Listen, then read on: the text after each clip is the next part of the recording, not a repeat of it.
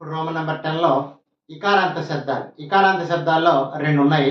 హరి శబ్దము, రవి శబ్దము. ఇప్పుడు హరి శబ్దాన్ని చూద్దాం.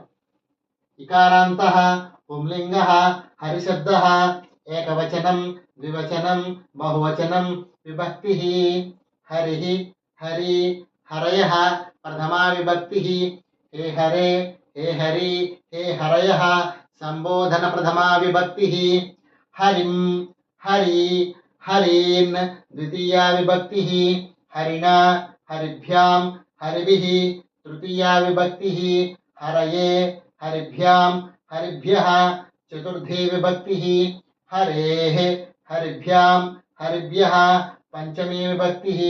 హరేః, హర్యోః, హరీణాం షష్ఠీ విభక్తిః. హరౌ, హర్యోః, హరిషు సప్తమీ విభక్తిః. అలా ఒక మాట చూద్దాం. ఇకారాంతః పుంలింగః హరి శబ్దః ఏకవచనం, ద్వివచనం, బహువచనం, విభక్తిః. హరిః, హరి, హరయః ప్రథమా విభక్తిః. హే హరే, హే హరి, హే హరయః సంబోధన ప్రథమా విభక్తిః. హరిం, హరి, హరీన్ ద్వితీయా విభక్తిః. హరిణా, హరిభ్యాం, హరిభిః తృతీయా విభక్తిః. హరయే, హరిభ్యాం, హరిభ్యః చతుర్థీ విభక్తిః. హరేః, హరిభ్యాం, హరిభ్యః పంచమీ విభక్తిః. హరేః, హర్యోః, హరీణాం షష్ఠీ విభక్తిః. హరౌ, హర్యోః, హరిషు సప్తమీ విభక్తిః. ఇదే విధంగా ఇకారాంత శబ్దం, రవి శబ్దం కూడా ఉంటుంది.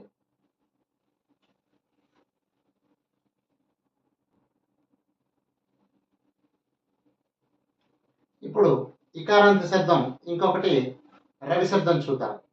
ఇకారాంతః పుంలింగః రవి శబ్దః ఏకవచనం, ద్వివచనం, బహువచనం, విభక్తిః.